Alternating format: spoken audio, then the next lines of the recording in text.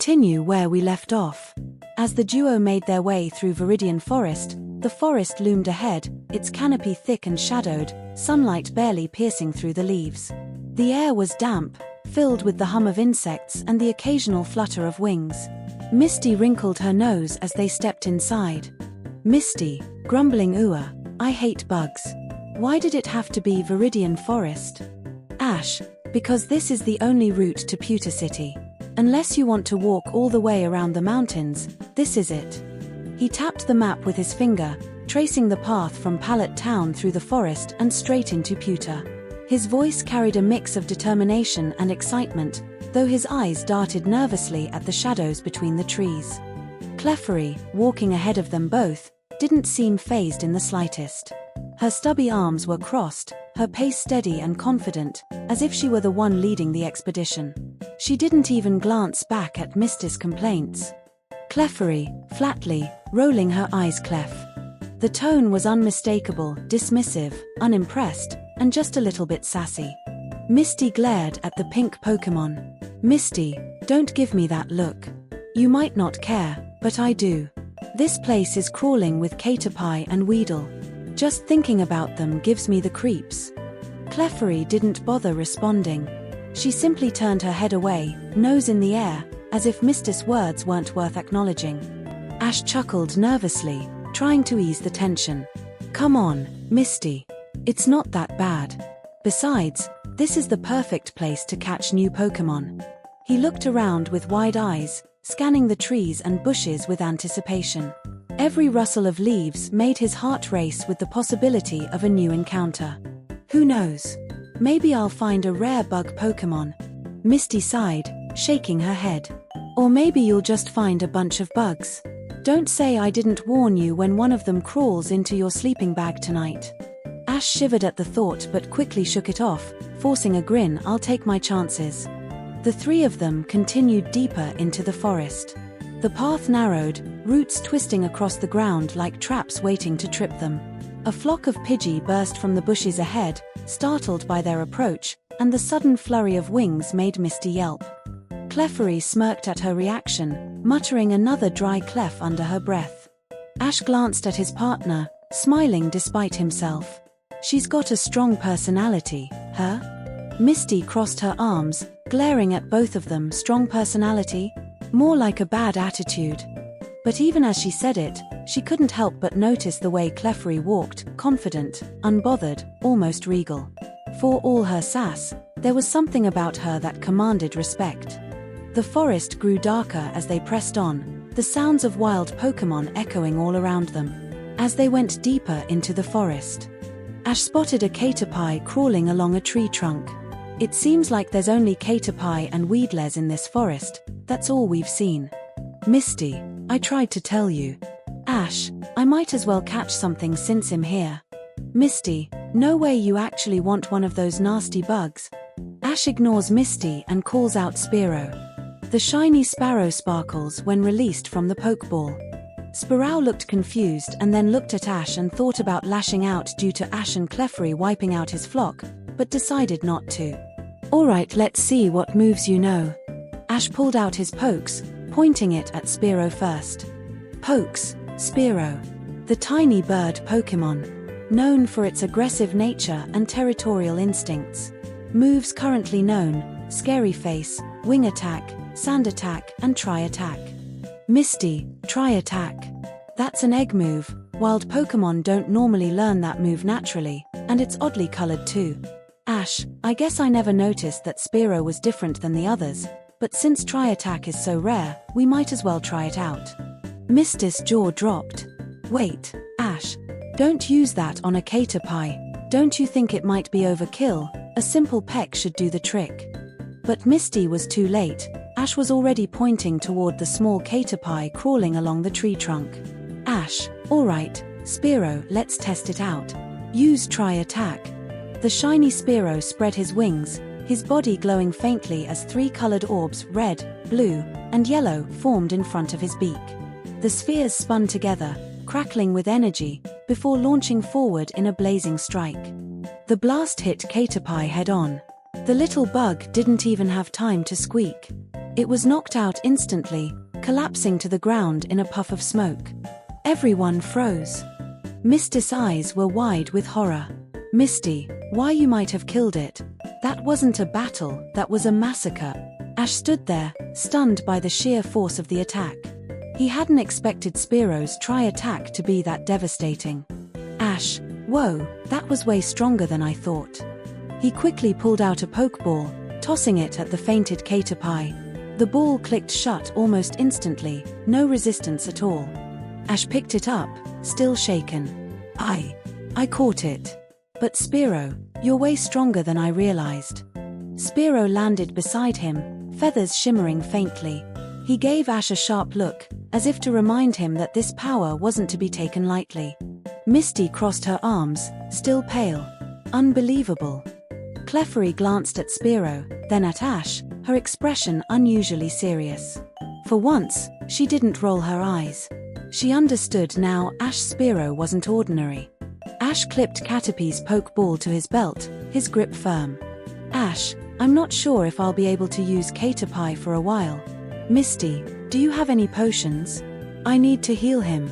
Misty sighed, rummaging through her bag. She pulled out a small spray bottle and handed it over. "Here. But don't expect him to trust you right away." Ash nodded, taking the potion carefully. He pressed the button on Caterpie's pokeball, releasing the little bug onto the forest floor. Caterpie appeared weak, his body trembling, antenna drooping. Ash knelt down and sprayed the potion gently across Caterpie's wounds. The glow of healing energy spread over him, restoring his strength.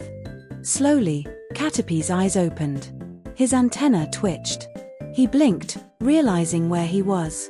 And then, panic. Caterpie squealed, backing away frantically, his tiny body shaking. His eyes darted between Ash and Spearow, who was perched nearby. Every time Spearow shifted his wings, Caterpie flinched violently, pressing himself against the tree trunk as if trying to disappear into it. Ash froze. He remembered the tri-attack, the overwhelming blast of energy that had knocked Caterpie out in a single strike. To Ash, it had been a test of Spearow's strength. But to Caterpie, it had been a nightmare. The trainer who commanded the attack, and the bird who unleashed it, were now standing over him. Ash lowered the potion, his voice gentle. "Caterpie, I'm sorry. I didn't mean to hurt you like that. I just wanted to catch you, not scare you." Misty crossed her arms, watching with a frown. Like wanting to catch him is a justified reason to drop a nuke on him. Ash clenched his fist, guilt washing over him. He looked at Spearow, who didn't seem to care in the slightest. Ash sighed. He turned back to Caterpie, lowering himself to the ground so he wasn't towering over the little bug. "I know you're afraid. I know I scared you. But I promise I'll protect you. You're part of the team now, and I'll earn your trust." Caterpie trembled, antenna twitching nervously. He didn't crawl closer, but he stopped backing away. His wide eyes softened just slightly, though the fear lingered. Clefairy, who had been watching silently, stepped forward. She looked at Caterpie, then at Ash, and gave a small nod. Misty sighed, shaking her head. "You've got a long road ahead if you want that Caterpie to trust you. But I guess you're stubborn enough to try." Ash smiled faintly. "I'll try. No matter how long it takes." "But for now," returned Caterpie. Ash pressed the button on the pokeball, returning Caterpie. The duo continued to make their way through the Viridian Forest, the forest becoming dead silent, worrying Misty, until sudden rustling broke the silence. From the dense underbrush ahead, a figure emerged, clad in traditional samurai armor, complete with a kabuto helmet and a wooden katana strapped to his back. His eyes were sharp, scanning the trio with purpose. "Samurai," booming voice halt. "I seek trainers from Pallet Town. Reveal yourselves." Ash blinked, stepping forward instinctively. Misty groaned under her breath. "I'm from Pallet Town." The samurai's eyes lit up with intensity. He stepped forward, posture rigid, voice proud. "Then you are the one I've been searching for. I am Samurai of Viridian Forest, protector of honor and challenger of Pallet's finest. Prepare yourself." Misty, "Oh great, a forest nut with a sword." The samurai ignored her, already reaching for a pokeball. Ash narrowed his eyes, stepping forward with Spearow perched on his shoulder. Ash, fine, I guess I could humor you for a bit. Ash tossed a pokeball, releasing Sparrow, who sparkled upon release. The samurai's eyes slightly widened at the sight of the shiny Sparrow, before he tossed his own pokeball into the air. With a flash, a fully armored pincer landed on the forest floor, mandibles clicking menacingly. Misty, this will be a one-on-one battle, first one to faint loses, now begin. Samurai, pincer, show him the strength of discipline, use vice grip. Pincer lunged forward with terrifying speed, mandibles wide. But Spearow didn't flinch. Ash, Spearow used sand attack and aim for his eyes. Spearow shot into the air, wings beating rapidly as a cloud of dust and leaves exploded into Pincer's face. The bug type stumbled, blinded, mandibles snapping at empty air. Follow up with wing attack, Ash yelled. Spearow dove like a bullet, wings glowing white. He slammed into Pincer's chest with brutal force, sending the armored Pokémon skidding back across the forest floor. Samurai, pincer, use harden. Pincer's body shimmered, its shell tightening. But Ash wasn't impressed. Ash, this is getting boring. Spearow, let's finish it with tri-attack. The air around Spearow shimmered again. Red, blue, and yellow orbs formed in front of his beak, spinning violently. Misty and Clefairy both stepped back instinctively. The spheres launched forward in a spiraling beam of elemental fury, fire, ice, and electricity fused into one devastating blast. It struck Pincer dead center. Boom! The forest shook. Leaves flew. A crater formed beneath Pincer as the bug type collapsed, unconscious, twitching slightly from the residual electricity. Samurai, staggering back impossible. That power. That precision. Ash stepped forward, Spearow circling above him like a predator. The samurai dropped to one knee, stunned. His pride had been shattered in a single move. Samurai, you are unlike the others from Pallet Town. That Spearow, it's not ordinary. Misty, you think that tri-attack could probably knock out a Raiden. Clefairy nodded solemnly, her usual sass replaced by quiet respect. The samurai stood slowly, brushing dust from his armor. He bowed deeply. Samurai, I concede. You have earned my respect, Ash of Pallet Town. May your journey be guided by honor and strength. Ash nodded, his gaze lingering on Spearow, who landed beside him with a proud chirp. As the samurai disappeared into the trees, Misty turned to Ash, arms crossed. Misty, you know, I'm starting to think you're not just lucky. That Spearow, it's something else, but you shouldn't rely on tri-attack. Ash looked at Spearow, then back at Misty. Ash, I think I will be fine. I haven't lost a single battle since I started my journey. Misty rolled her eyes at his response and walked ahead. Ash adjusted his cap, as Misty pressed forward. The towering trees of Viridian Forest began to thin, sunlight spilling through the canopy until the path opened wide. With Spearow perched proudly on his shoulder and Caterpie's pokeball secure at his side, as Misty led Ash down the dirt trail. The forest's hum of wild Pokémon faded behind them, replaced by the bustle of travelers and merchants. The gates of Pewter City stood tall in the distance, stone walls gleaming in the afternoon light. Just outside the entrance, a man waved them over, his cart piled high with jagged stones and glittering pebbles. Flint, step right up. Pewter's finest rocks. Decorative, lucky, even battle-ready if you know how to use them. Misty raised an eyebrow, unimpressed. Rocks? Really? Who would buy rocks? Ash chuckled nervously, tugging Misty along before the salesman could launch into another pitch. Inside Pewter's Pokémon Center, Nurse Joy greeted them warmly. Ash handed over his Pokeballs, watching as Caterpie and Spearow were whisked away for a quick checkup. Misty leaned against the counter, arms crossed but a faint smile tugging at her lips. Misty, you're lucky your Pokémon bounce back so quickly. But if you're serious about being a trainer, you'll need more than luck. Ash, until I lose a battle, I don't want to hear your yapping. Misty glared at him. Fine, don't say I didn't warn you. Later that evening, the two stood before the massive stone doors of Pewter Gym. The building loomed like a fortress, its rocky facade echoing the city's reputation. Ash clenched his fists, excitement surging through him. This is it. My first real gym battle. Misty smirked, stepping aside. You're in for a rude awakening.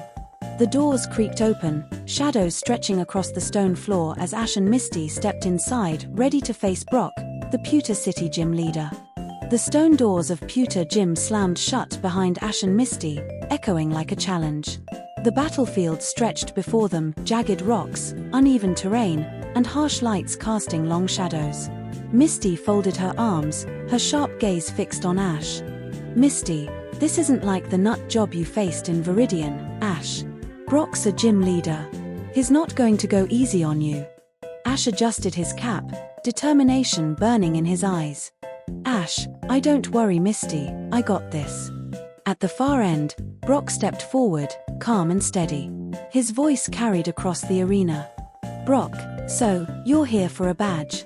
I've seen plenty of rookies come through here thinking luck will carry them. But luck runs out. Show me if you've got real strength. Ash clenched his fists. Ash, rookie? I'm no rookie, I'm the undefeated prodigy from Pallet Town Ash Ketchum. Misty rolled her eyes at Ash. Brock, SMH I've dealt with your type before, this shouldn't take too long. Ash gritted his teeth hearing Brock's remark. Brock, it will be a 2-on-2 battle, with the gym leader not being allowed substitutions. With that being said, let's begin. Ash hurled his first poke ball. Ash, Clefairy, I choose you. The pink Pokémon twirled onto the rocky field, determined. Brock's poke ball burst open, revealing Kabuto, its shell gleaming under the lights. Brock, Kabuto, let's start strong. You can have the first move Ash. Ash, with pleasure. Clefairy, use metronome. Clefairy's fingers glowed, wiggling dramatically, before using a weak splash. Misty laughed. Misty, seriously? That's useless. Brock smirked while Ash gritted his teeth. Brock, luck won't save you here prodigy. Kabuto, water gun. A jet of water blasted Clefairy backward, soaking the fairy Pokémon. Ash recalled Clefairy's moves and thought to himself, all of Clefairy's moves are useless against a rock type, a metronome is my best bet. Clefairy metronome again. This time, Clefairy spat out a weak poison sting. Kabuto barely flinched, its shell absorbing the attack. Ash, damn it. Brock smirked and commanded. Kabuto, rock slide. Stones crashed down, forcing Clefairy to stumble. Ash shouted desperately. Ash, hang in there, Clefairy. Metronome, one more time. Clefairy's glow erupted into string shot. Threads tangled around Kabuto, but the fossil Pokémon tore through easily. Brock, Kabuto, finish it with Aqua Jet. Kabuto surged forward in a blur of water, slamming into Clefairy. The fairy Pokémon collapsed, fainted. Ash recalled Clefairy, his jaw tight. Brock, for someone that came in cocky, your performance is rather lacking. Ash, don't get ahead of yourself, I still have my ace. Ash, alright. Spearow, it's up to you. Ash throws the Pokeball, releasing Sparrow in a shiny golden flash. Spearow screeched, wings flaring as it dove into battle. Brock, another type advantage, I expected more from you Ash. Ash gritted his teeth and yelled. Spearow, wing attack. Spearow darted forward, pecking and slashing relentlessly. Kabuto staggered under the barrage. Brock, Kabuto, use Harden. Kabuto's shell gleamed, but Spearow's brute force broke through, driving Kabuto back. Ash, there's an opening, Spearow try attack full power. Fire, ice, and lightning orbs circled before firing and exploding across the battlefield. Ash, yes, a critical. Kabuto was sent crashing into a wall. When the dust settled, Kabuto was lying there collapsed and fainted. Ash pumped his fist. Ash, yes, that's one down. Misty frowned a bit. Misty, don't celebrate too soon, Ash, Brock still has another Pokémon at full health. Brock's calm voice carried across the arena. Your Sparrow is something else. I didn't expect my Kabuto to be taken down by a flying type. Let's see if you can keep up the momentum. Brock, Geodude, let's go. Brock threw a heavy ball, releasing Geodude. The rocky Pokémon floated forward, fists clenched. Ash, great, another rock type. No worries, I'll just get another critical. Ash, Spearow, try attack again. The blast struck Geodude hard, forcing it back. Spearow pressed the advantage, wings beating furiously. Brock, Geodude, use Endure. Geodude braced itself, absorbing the damage. Ash, we've got this. Rapid fire, try attacks. But Brock's eyes narrowed. Brock, spamming is a rookie move, he gritted his teeth at this. Brock, Geodude, I believe in you. Show them your power. The gym trembled as Geodude glowed in response to Brock's words. Misty, oh no. Geodude's rocky body started expanding and arms thickening. When the light faded, Graveler stood in its place, sturdier and more imposing. Ash, what happened? How? Misty's eyes widen at the newly evolved Graveler. Brock, alright Graveler, I knew you were close to evolving. Ash, his evolution is irrelevant, we got this. Spearow, try attack, full power. The blast slammed into Graveler, but the evolved Pokémon barely flinched, its rocky armor shrugging off the damage. Spearow's confidence then quickly turned into fear once he saw his strongest attack was futile. Brock, Graveler, roll out. Graveler spun forward, crushing through the battlefield. Spearow tried to dodge, but Graveler's momentum smashed into it, sending the bird sprawling. Ash's eyes widened as Spearow struggled to rise, wings trembling. Ash, Spearow no. Graveler loomed, unshaken. Brock, your Spearow still has some fight left. I'm impressed, but it's not enough. Graveler, let's end this with Rock Slide. The final strike sent Spearow crashing to the ground, fainted. Ash fell silent, recalling Spearow.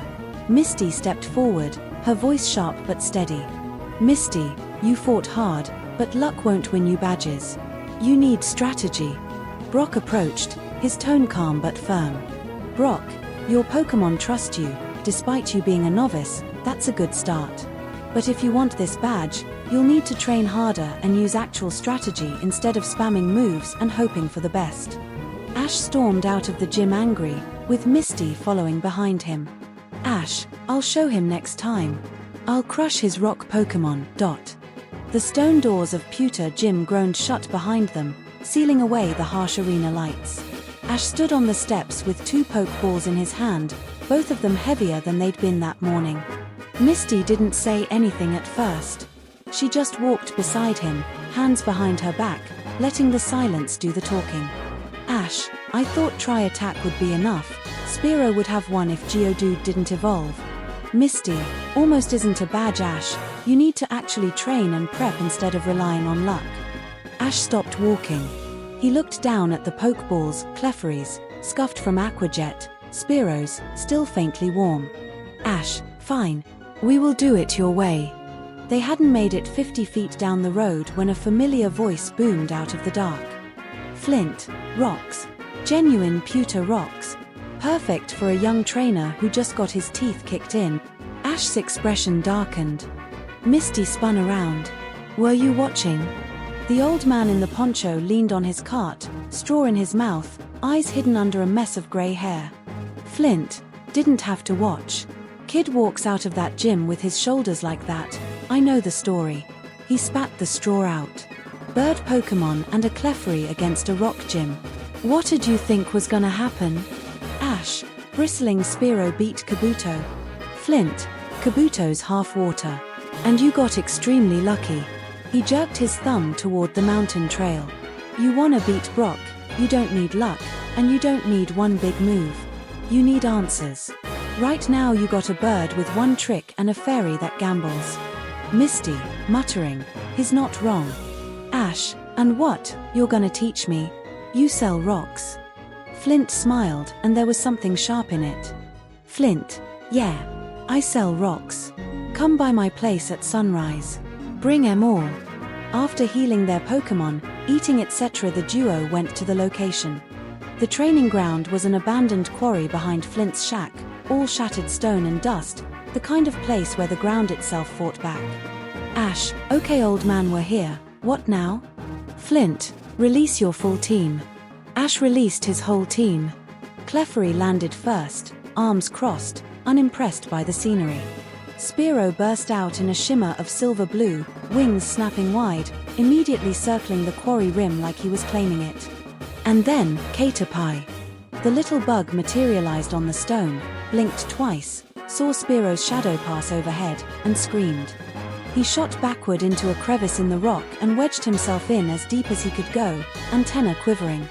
Ash, Caterpie, wait, it's okay, nobody's gonna. He took one step forward. Caterpie flinched so hard he knocked a pebble loose.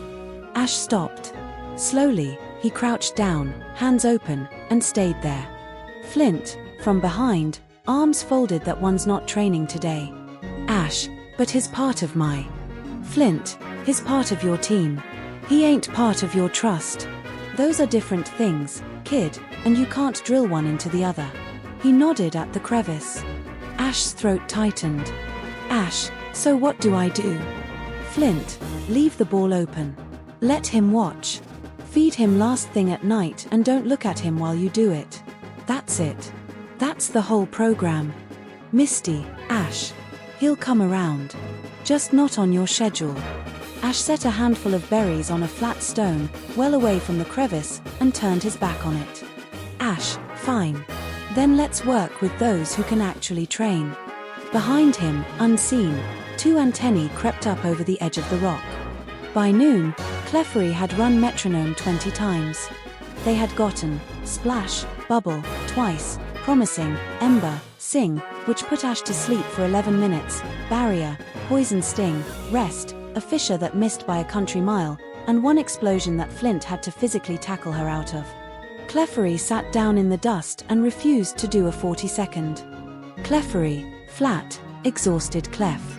Ash, one more. Clefairy, Clef. Misty, Ash, stop. She's right and you're wrong. Ash, metronome's her strongest.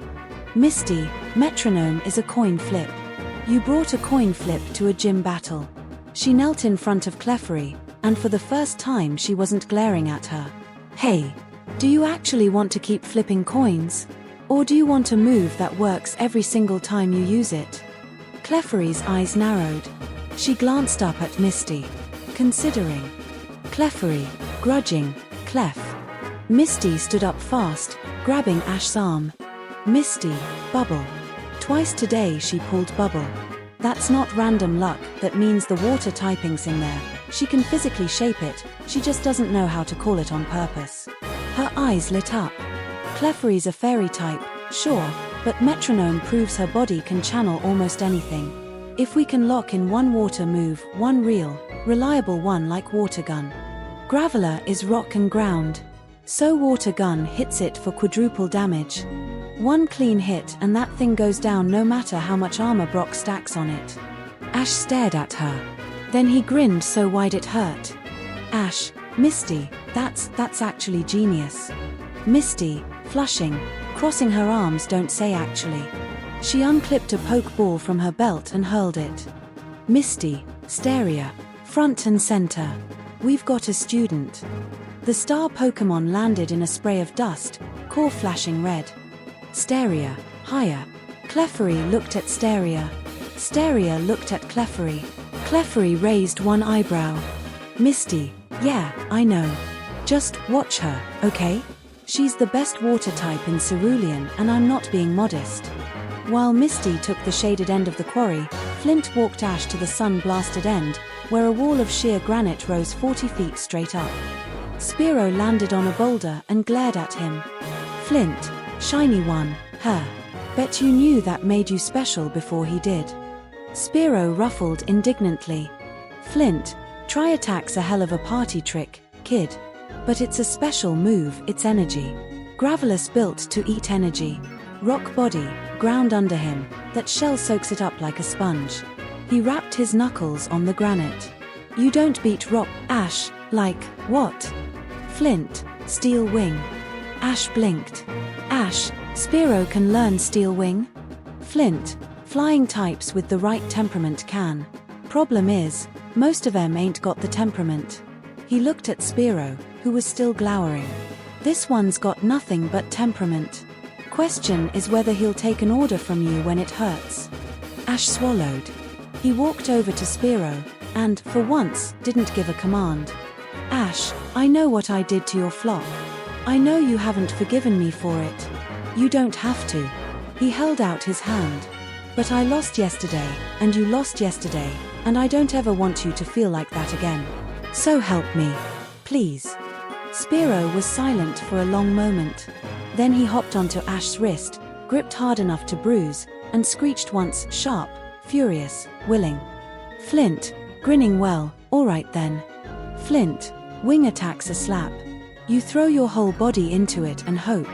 Steel wing ain't that.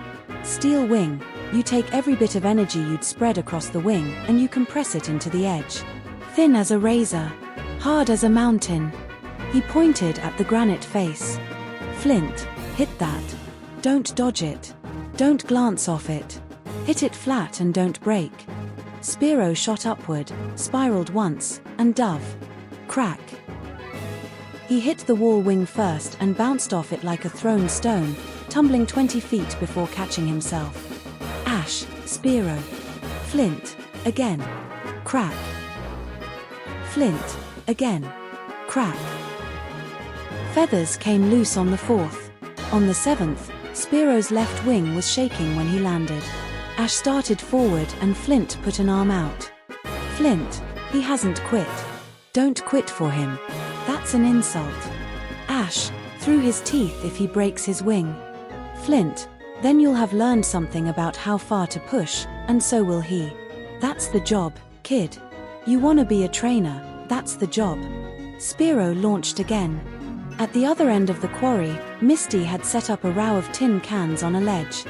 Misty, okay. Steria, demonstrate. Slow. Steria's core pulsed. It drew itself up, held perfectly still, and Misty narrated over it. Misty, see that? She's not spitting. Watch her core. Steria fired. A needle-thin jet punched clean through the center can and left the two beside it untouched. Clefairy, impressed despite herself. Clef. Misty, right? Okay. You try. Clefairy planted her feet, puffed out her cheeks, screwed her eyes shut and released a sad little dribble that landed on her own foot. Silence. Clefairy looked down at her wet foot. Then up at Misty. Her ears flattened in pure humiliation and she turned her back on everyone. Misty, hey. Hey. Look at me. She crouched down. You know how many times I dribbled on my own foot? 6 months. 6 months before I got a clean shot. Every water trainer in Cerulean starts exactly there. Clefairy peeked over her shoulder. Misty, you've got something I didn't have, though. Metronome already made you do it once. Your body remembers. We're not teaching you a new thing, we're teaching you to find a thing you already did by accident. She held out her hand. So. Again. A pause. Then Clefairy turned around, took Misty's hand, and squared up to the cans. Clefairy, determined Clef.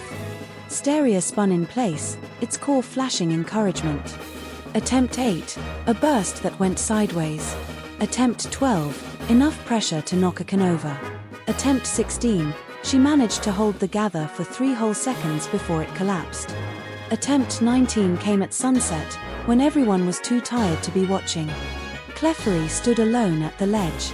She closed her eyes. She stopped trying to push. She just listened to the damp in the evening air, the moisture in the stone, the cool coming off the mountain. She pulled it in. She felt it go heavy and tight behind her teeth, the way it had in that half-second of bubble. And she let go. The jet crossed the quarry in a straight silver line, punched through a can, punched through the can behind it, and cracked the rock face beyond. Everyone turned around at once. Misty, did she just? Steria's core lit up like a firework. Ash, Clefairy. Clefairy stood there staring at the hole she'd made. Then she slowly turned to the group, crossed her arms, and gave the most insufferably casual shrug in recorded history. Clefairy, Clef. Misty, laughing, wiping her eyes. Oh, you jerk. You did that on purpose.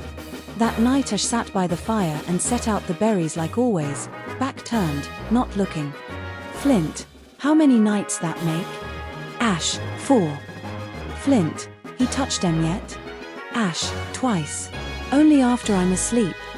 Flint grunted, poking the fire. Flint, my oldest boy's like that. Wouldn't take a thing from me straight, you had to leave it where he could find it and pretend you hadn't.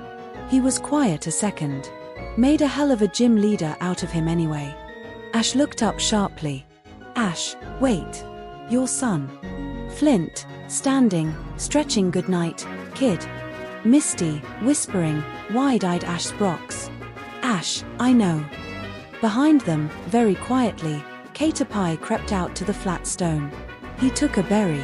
And this time, just for a second, he looked at Ash's back before he scurried away. Spearo's whole left side was raw. He'd stopped bouncing off the wall 2 days ago, now he just stopped against it, dead, and dropped. Flint, you're still swinging the wing. Stop swinging it. Set it. Lock the joint and let your speed do the cutting. You're not a club, you're a blade. Spearo screeched, exhausted, furious. Ash, stepping forward. Spearo, hey. Look at me. The bird's head snapped toward him. Ash, forget the wall. Remember Graveler. Remember him rolling at you and you couldn't do anything. You hit him with everything you had and he didn't even slow down. His voice dropped. I never want you to be helpless again. So don't hit the wall. Hit him.